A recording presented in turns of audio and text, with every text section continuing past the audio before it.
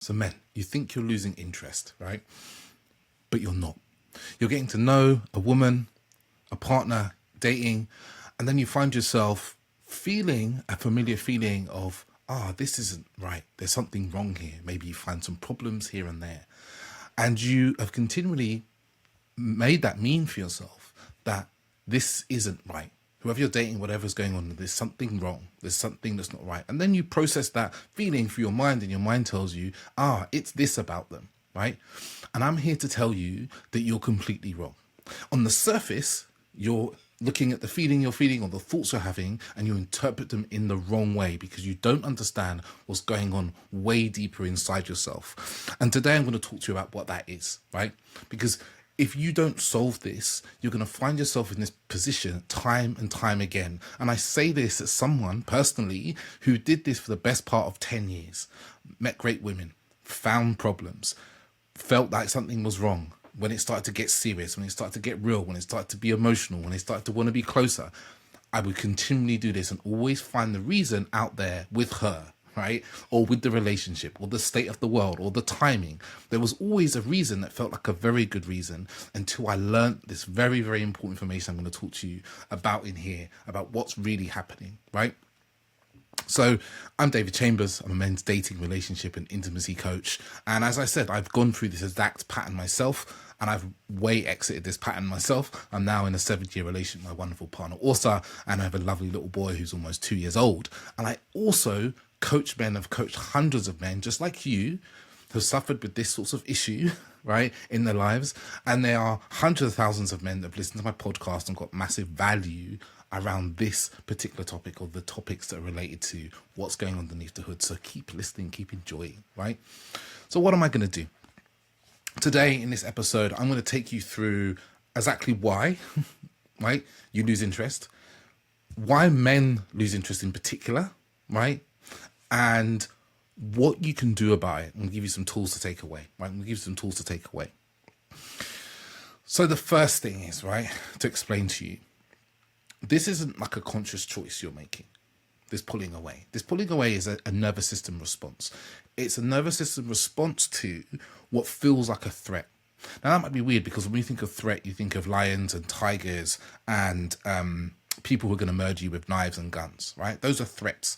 But as someone said to me recently, they used the term modern threats. Modern threats, right, are things like our boss, email, love, commitment, choosing the wrong woman. They feel like threats to us, right? And if you don't realize that that's what it feels like, that's probably the first learning you're going to get out of this, right? And as human beings, we're wired to run away from threat, simply to avoid and run away from threat. That is how we're wired as human beings, because it keeps us alive, right? Ultimately, that's what keeps us alive, and we want to stay alive. So there's a lot of science that goes into this, right? This piece I'm going to talk about attachment systems. You might have heard of attachment systems, attachment stances, attachment styles before. They go by different names.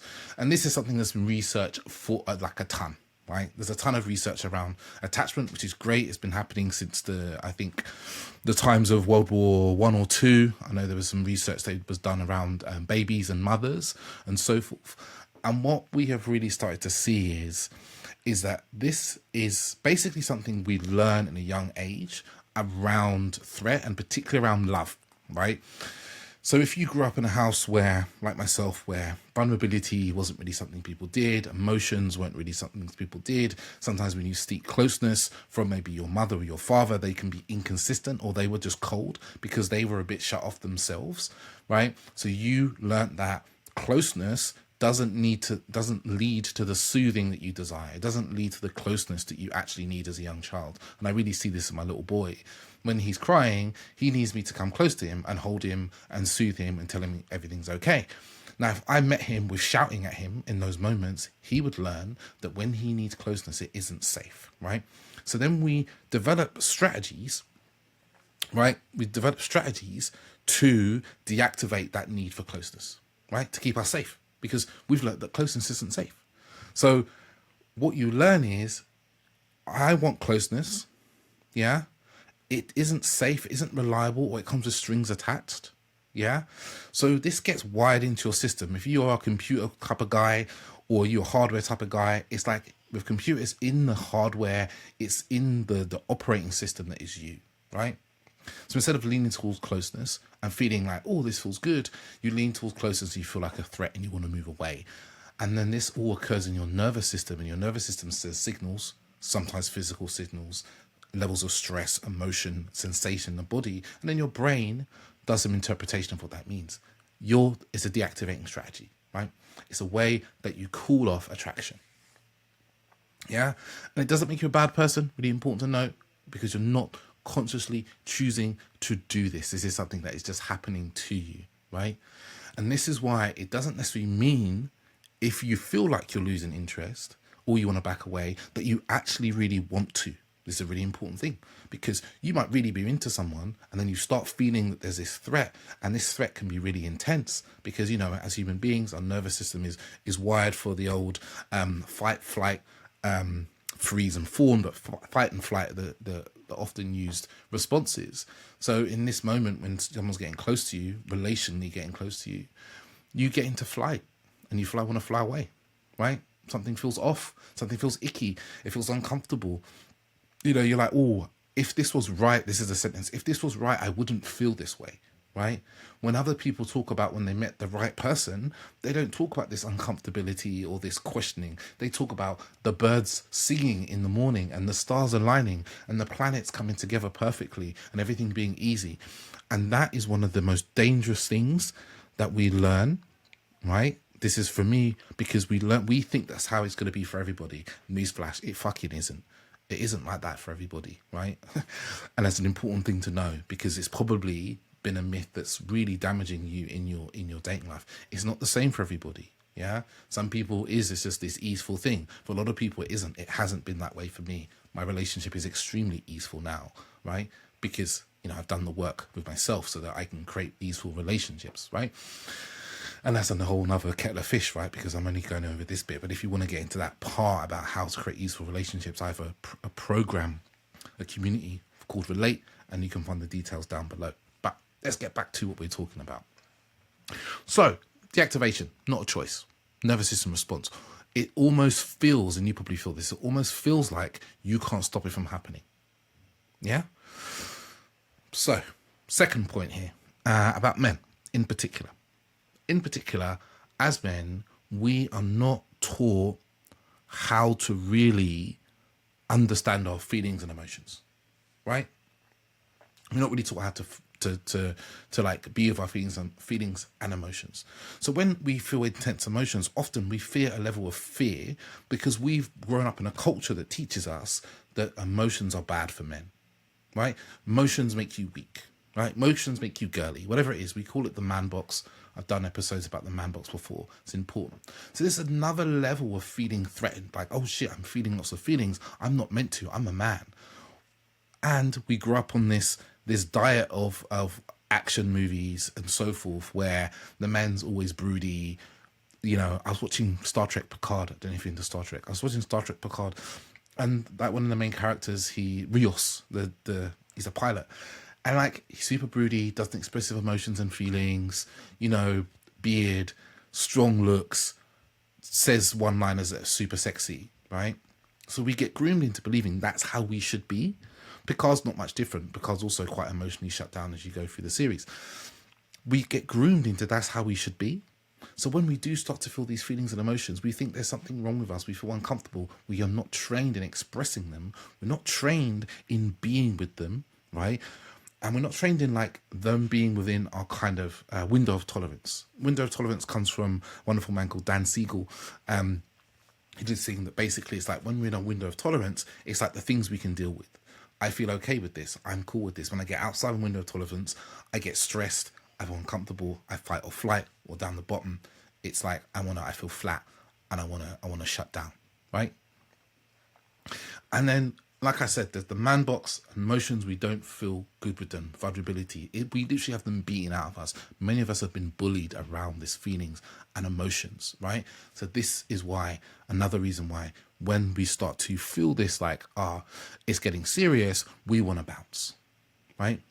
Because ultimately, closeness and intimacy feel like a threat to our system, a threat to our lives.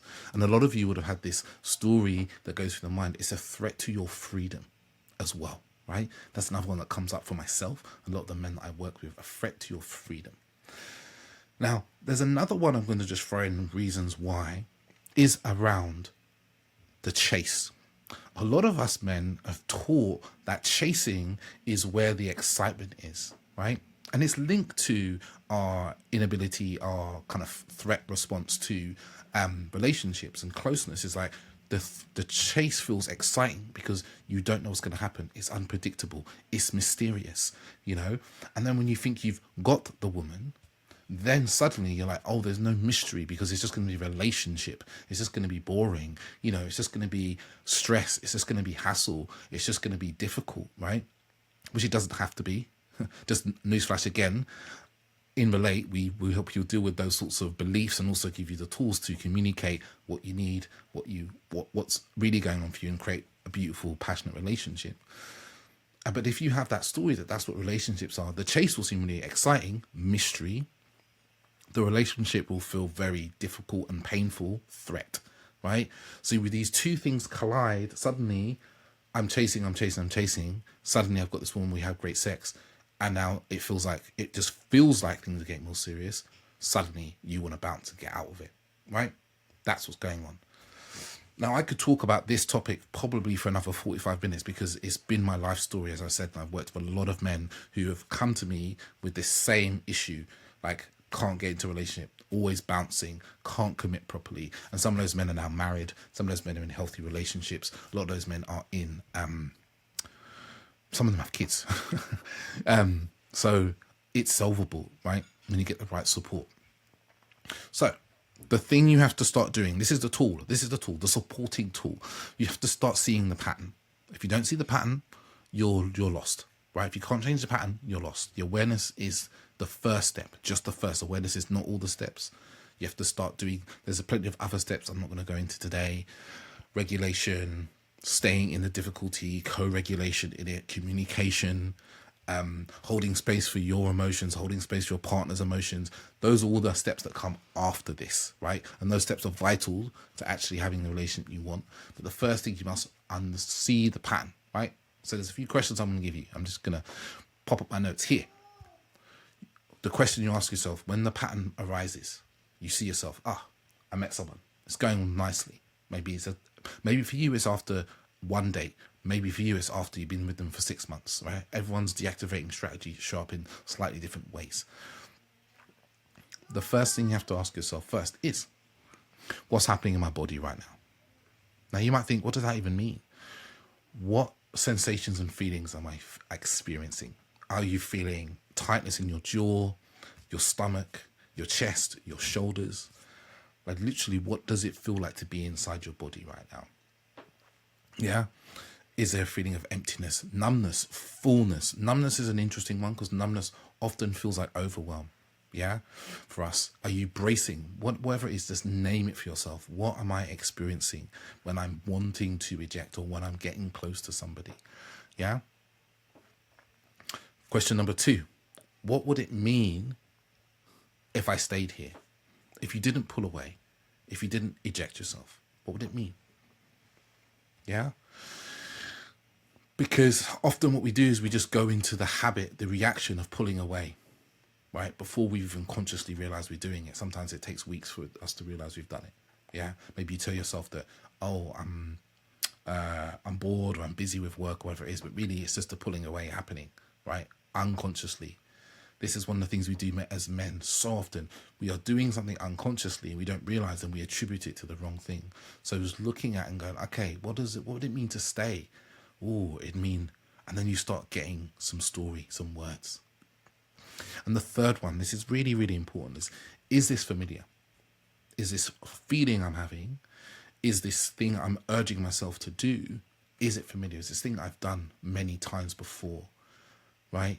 Have you been doing this deactivating in other relationships? Is it the same pattern? Is it even the same point?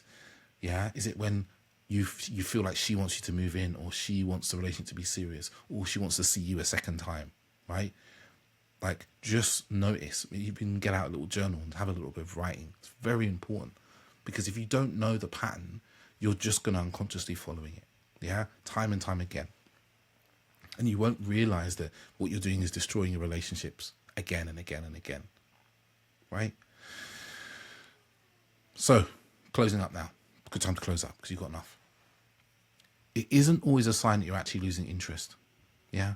It's a sign that your system, your nervous system, your body, your mind, body connection is feels it's under threat. It's not under threat.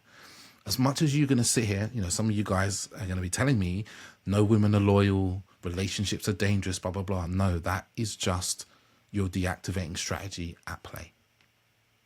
That's what it is. Your deactivating strategy at play. It is not the truth.